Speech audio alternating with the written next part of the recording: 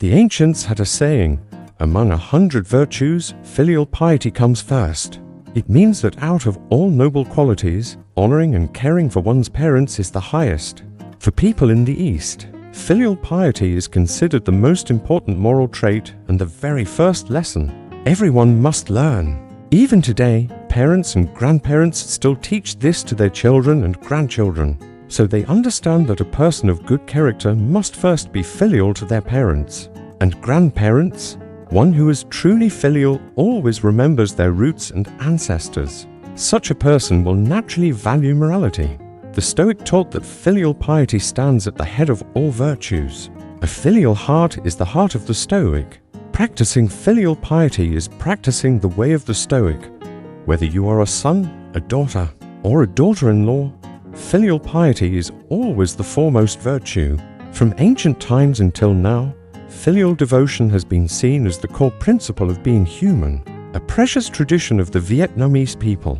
There are many scriptures and teachings about filial piety that help people understand what actions truly express this virtue.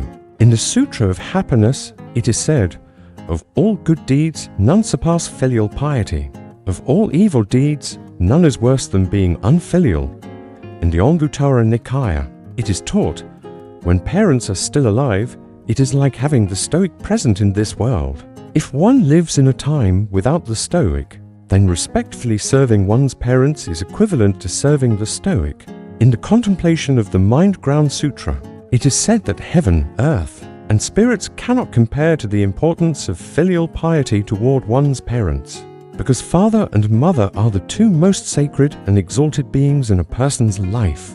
In the Sutra of Repaying Gratitude, there is a passage, "Monks, the amount of mother's milk that each of you has received from your mothers over countless lifetimes is more than the water in the great oceans." We should understand that a mother's milk is blood transformed into sweet, nourishment given to her child each day. The chubby child growing up has drawn life from the mother's own body, slowly exhausting her strength, thinning her frame, wasting her youth, and even dying early because of the sacrifice made for the child. The Stoic tradition explains that the place of parents in a person's life is sacred and almost divine. Parents are likened to living saints, to guiding spirits. For parents to be compared in this way, their merit and sacrifice must be unimaginably great.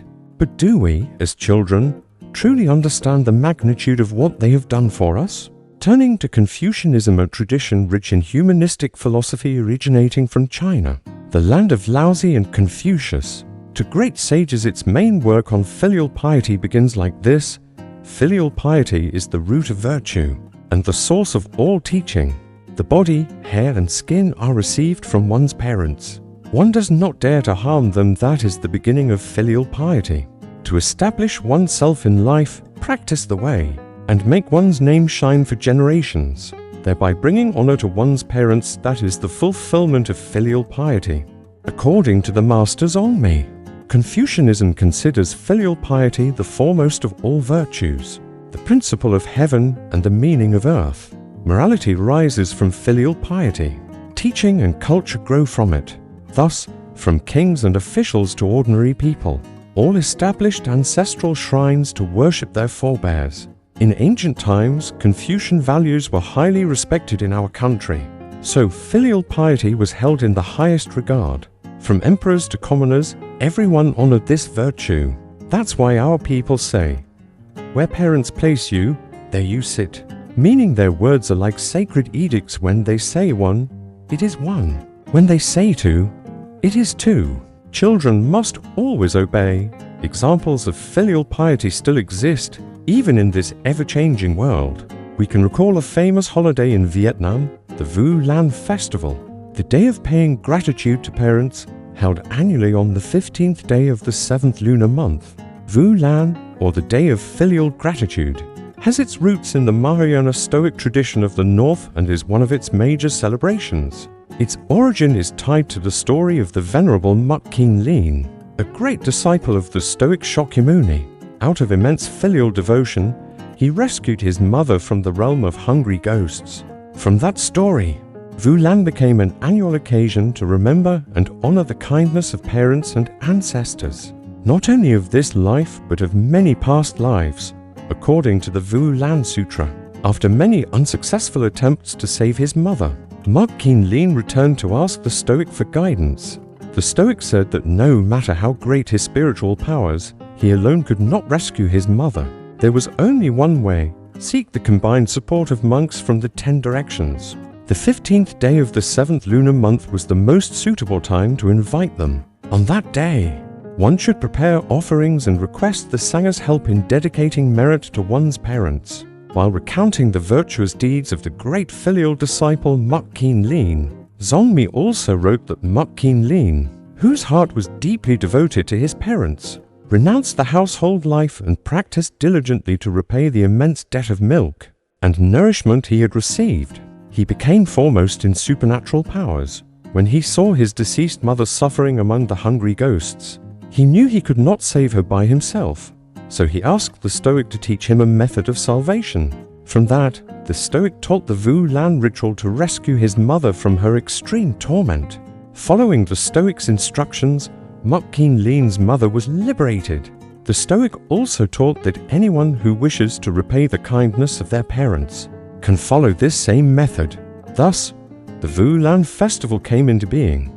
The Vu Lan festival is an ideal day for children to express gratitude to their parents. But truly, any day we show love and respect is a good day, because the grace of parents surpasses anything we can imagine.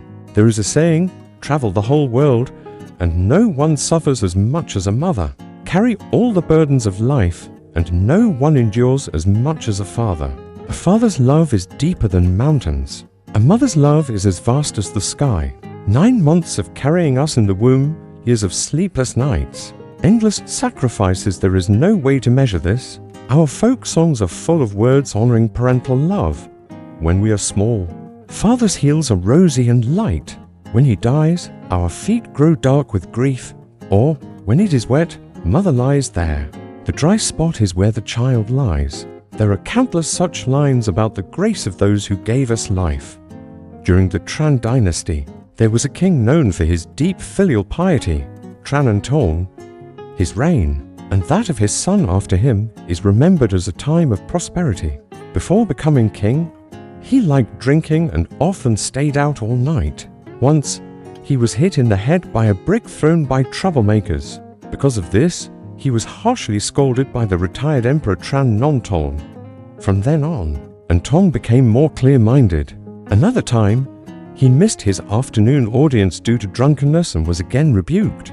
He knelt, presented a written apology, and only then was forgiven. After that, he stopped drinking, disliked those who were addicted to alcohol, and even as king continued to obey and respect his father's teachings. No matter how successful people become, no matter how high their position, they are still children and should never forget their roots or the debt they owe their parents. In traditional Vietnamese families, children were expected to be filial and carefully care for their parents. One example praised in history is King Tuduk and his devotion to the Empress Dowager. In the historical records, it is written that the king served his mother with utmost filial respect. She often liked listening to history books being read aloud, so he always complied. He never went against her wishes. Whenever she wanted to stop listening, he would stop. Not only in this matter, but in all things, he followed her instructions completely. She once taught him, admitting your mistakes to me is only secondary. Admitting them to the people is what truly matters. Following her advice, Tuduk became not only a filial son, but also a diligent and responsible ruler, devoted to the affairs of the state and constant learning.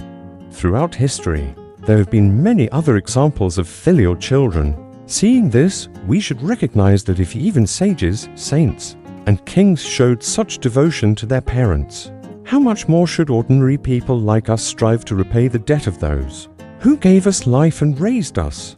Without parents, how could we exist or have the lives we enjoy today? Filial piety is the foundation of human morality. It is central not only in the Stoic tradition, but in all noble ways of living. Without filial piety, a person's character and ethics collapse. Such a person cannot become a true sage or someone worthy of admiration. In other words, The path of filial piety is both the path of being human and the path of becoming noble. It is the starting point of all moral principles. That is why it is said, among 100 virtues, filial piety comes first. Everyone born into this world has parents, but because of life's many circumstances, each person's destiny is different. Some grow up in wealth, others in poverty. Some are born into complete families with both father and mother. Some are raised by a single parent.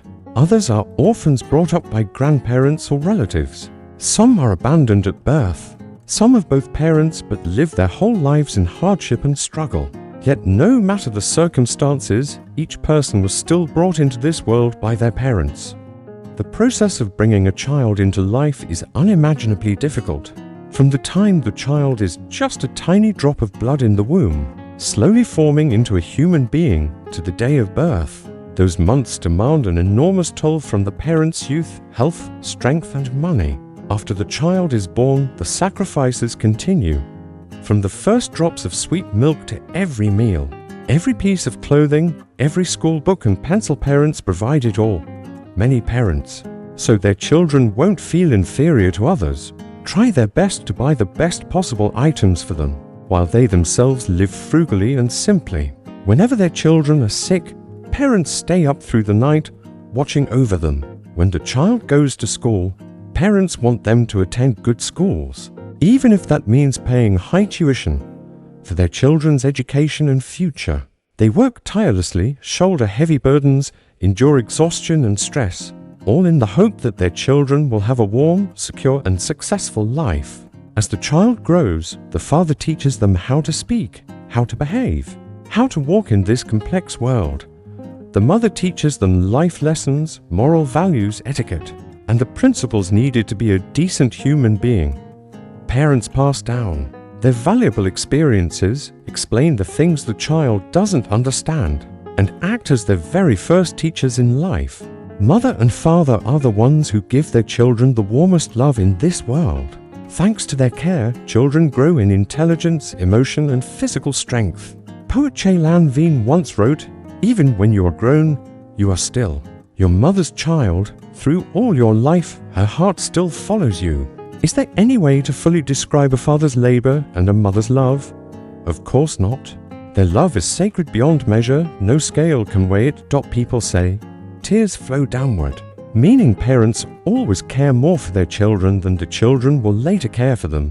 No one will treat us as kindly as our parents, not even our own children in the future, can guarantee that level of devotion. Yet in life, besides stories of filial children, there are painful stories of those who are unfilial.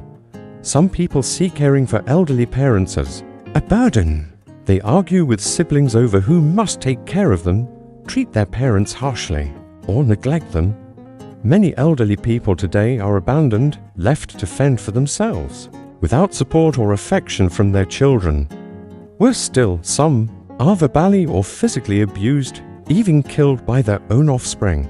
These children commit crimes not only under the law but also against morality and human decency. Such behavior is unforgivable. We have a saying, one mother can raise 10 children, but 10 children cannot care for one mother. Or, parents, love is as vast as the ocean, their children measure their care day by day. These sayings describe unfilial children who fail to care for their parents with proper love and respect. The grace of parents is so great that nothing can compare. A father's merit is like Mount Tai, a mother's love is like water flowing from a pure source. To devote oneself to honoring and caring for them is to fulfill the true duty of a child. Birth, aging, sickness, and death, everyone must pass through these stages. We should always remember who gave us life, who held us when we were tiny and helpless, who cooked for us, who fed us with sweet milk, who boiled porridge when we were sick, who patiently cared for us for years on end. It was our father and mother who taught us to stand up after we fell, who supported us when we were bullied or hurt, who gave us money when we needed it. Again, it was our beloved parents, and most importantly, who gave us a real family, a home with both father and mother, and loved ones around us. It is they who built a warm nest, blessed our childhood with happy memories and gave us stories we can remember forever. When some children grow up, they deeply understand how hard their parents have worked. Whether they have much or little, they still try to give their parents the best care both materially and emotionally. But there are also selfish children who forget all their parents' sacrifices, becoming indifferent and neglectful toward them. As long as parents are still alive, there is still a home to return to, still a place of comfort and emotional support. A person cannot truly be good and moral if they do not even treat their own parents well. If you cannot be kind to the ones who gave you life, how can you claim to be kind to others if you still have your parents? Cherish and love them while they are healthy. Buy them a good bowl of soup or nourishing medicine when they can still enjoy it. Don't wait until they are very ill to start caring. If possible, take them traveling. Bring them back to their hometown. Let them revisit the places where they once held your hand when you were small. Parents raise us without ever demanding repayment. What they truly want is our presence, our questions about their health, our conversations, our visits. When you come home, they do not need lavish feasts. A simple meal with vegetables and rice is enough as long as their children sit beside them, talking and laughing.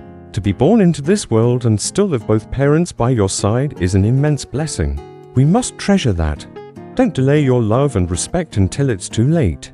Don't wait until they are gone to regret all the things you never did. If someone now is treating their parents badly, they should remember, once father and mother are gone, no one will answer when you call them anymore. At that point, no amount of tears can change anything. As children, we must always remember to treat our parents well and love them as they have always loved us. So what does it mean to truly repay them? A filial child should follow 5 principles. 1. Provide for them so they are not left in need. 2. When you wish to do something important, inform your parents so they know. 3. Do not act against what they do when it is right. 4. Do not go against what they teach when it is moral and just. 5. Do not obstruct any rightful, wholesome actions they wish to undertake. In particular, we should follow the Stoics' teachings on filial piety. First, serving and honoring one's parents is equivalent to honoring the Stoic.